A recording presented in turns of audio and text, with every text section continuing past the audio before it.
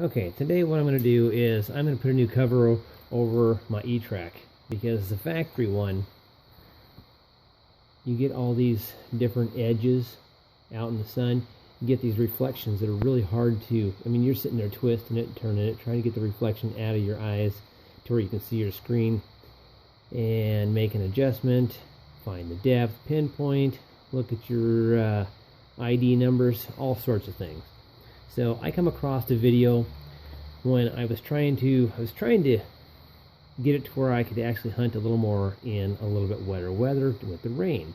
Wasn't trying to waterproof the thing, make it water resistant. I was just trying to get it to where I wouldn't get moisture collecting on this thing and getting into my machine. Basically trying to expose it to as little moisture as possible. And I come across a guy that is using these heat shrink bags, and I get the size that are, I think these are 12 inches by 8 inches. And when you're doing it for the E-Track, you end up having to cut off a few inches and cut them down to 7.5 inches. Now I got a pack of 50 of these things. That is 50 for like $10 back when I bought them. I've given a couple away. I've used them on my E-Track. After about a year, they start getting the little tears in them, and I will cover the tears and how to fix those and how to prevent them also at the end of this video. But for this, I already have one pre-cut, and like I say, it's not trying to make it waterproof. It's just trying to, now here's one that's 7.5 inches long by the 8. Once you cut them, make sure you cut the right end, because one end is closed, the other end is open, so if you cut the wrong end, you're going to have two open ends, and that ain't going to work so well. Basically open it up after you clean your machine, making sure all the dust and lint is off the thing. Just stretch it over here, get it down decently tight. When you heat shrink it, these corners will pull down. Put it over that, flip it upside down. You will need some Scotch tape or some packing tape. I use the packing tape because that's what I have. Covers bigger area. Hold these ends in a little ways that you can. Just tape it down. Get it taped a little bit. Don't worry about covering this, because if you have to, you can carve around it. The one thing you will notice is it does cover your USB port for loading programs. If you want, you can make a little cut in there, cover it over with packing tape if you want.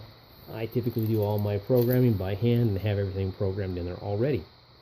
Alright, that being done, some people have said that you cannot use a hairdryer.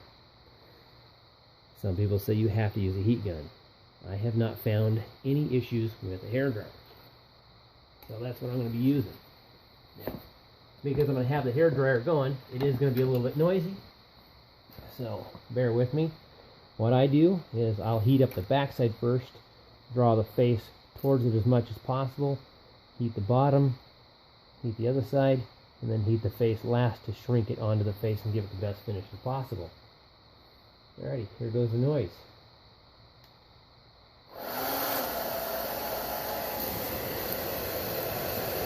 You'll watch it and you'll see it shrinking on there.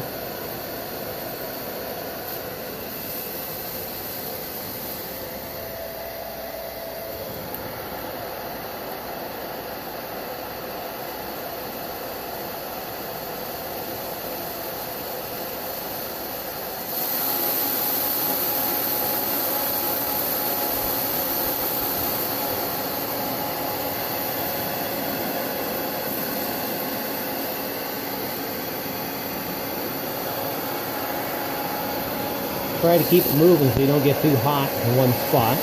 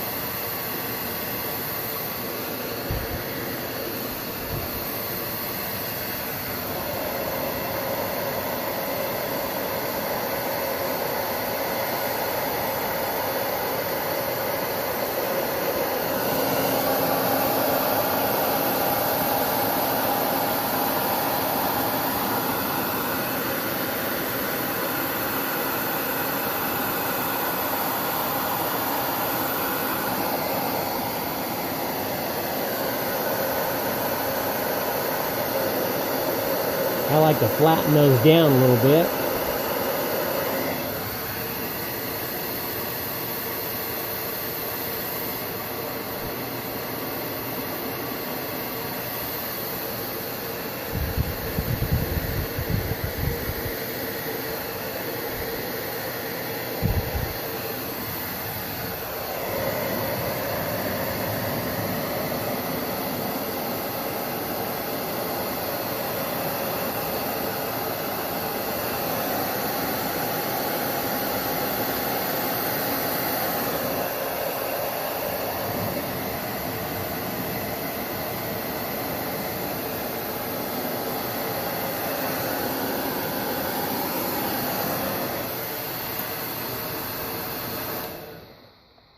Alright, I haven't done the face of it last, or I haven't done it yet. I wanted to do it last and give you a view of what it does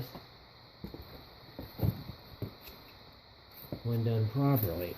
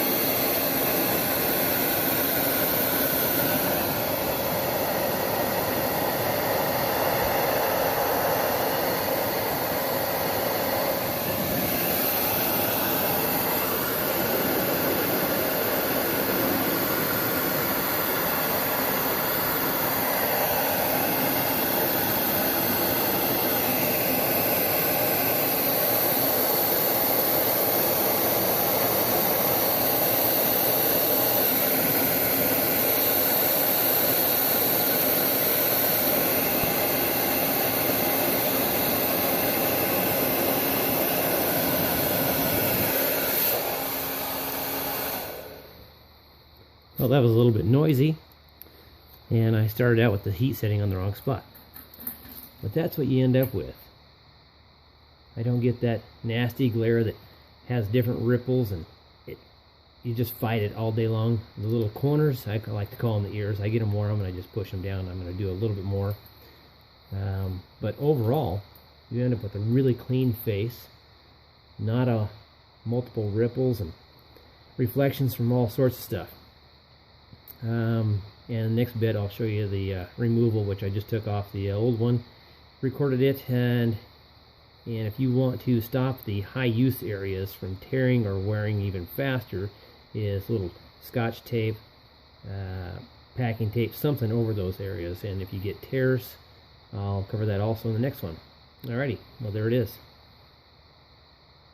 Okay, so here is the finished product.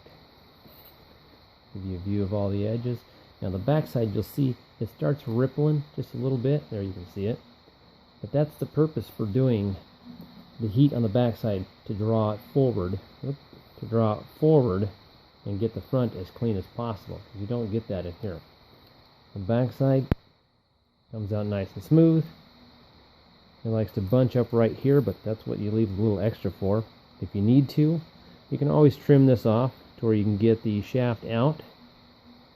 And like I said, also, if you want to access this, you have to trim this and use a piece of tape to strengthen that, because it's going to pull back around and tear here. I've never had to open mine, but like I say, I do my programming differently. It looks a little ugly on the bottom, but I'm not concerned with ugliness. I'm concerned with function. And as far as the reflection, like I was telling you, if you got the sun out there, well, these are LED shop lights. If the sun's on the thing, you can move it just a little bit. Whereas when you're using the stock one, you're trying to look through this thing, and you got the sun reflecting no matter what angle you are. It's kind of a pain. And these covers, I don't know what they run, but I bet they're at least 20, 25, 30 bucks. These 50 for $10, that makes it 50 cents each. And it's covering it all the way around, so any rain falls on this thing, it's going to shear off. Only access it has is through the bottom, up and around here. I also wrapped, took the foam off because it was kind of bulky and it always got dirty. The other thing I like to do is I picked this up from another club member, as I put black tape across here to keep all the dust from getting in there. Anywhere that seam comes together, I put black tape on that thing to seal it up as good as possible. Not always just for moisture, but more dust gets in there, the messier it gets on the inside. Alrighty, well, moving on to the showing you where the repairs could be made, as I just took the other one off that's been on there for a year, and that's the next piece of video. And after a while, it gets a lot of use. This one here has been on here for about a year, and if I can zoom in, you might be able to see what I'm talking about. Heavily buffed down here. It's got little dirt marks on it. It's got a tear here on it. It's got a tear here on it. It's got a little tiny pinhole here. Over here on this side, it's got a tear. What you can do after a while is, when it gets holes, use a little bit of packing tape or even Scotch tape. Take a piece of it off there.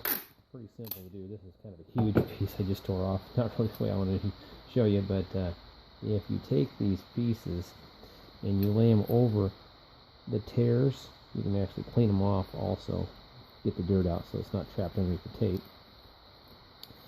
And you tape over these areas, it's kind of like a quick, easy repair without having to replace the whole thing like I just showed you that I did. Trim it off, push them down, and what I've done also in the past is, when I first put them on before this gets all dirty and stained up, is the heavily used areas, which is usually your power button and your pinpoint. You can lay smaller pieces over those, makes them a little stronger and takes them much longer to tear. I typically use these covers. I usually run them about a year before I have to replace them. So that's the installation or replacement of them, and what you can do to kind of strengthen them up, make them last a little bit longer. Thanks for watching, and we'll see you next time. Okay, well, there you are.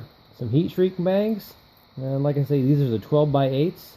They can be used on quite a few different machines, even if you have like the whites where it just covers the screen. You're going to seal it up a little better, keep the moisture and the dirt out.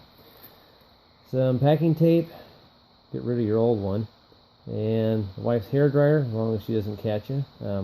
I'm going to sneak that one back in the house here in a little bit because she just bought the new one, and you'll end up with a new type cover at a low cost. If you mess a couple up, so what? Cost you another 50 cents, maybe $1. You'll figure it out. You got to figure out the length for your machine. For the E-Track, it's 7.5. The other ones, I've done a couple other ones. I don't remember the measurements on those because those were for friends, and I don't have those. All right.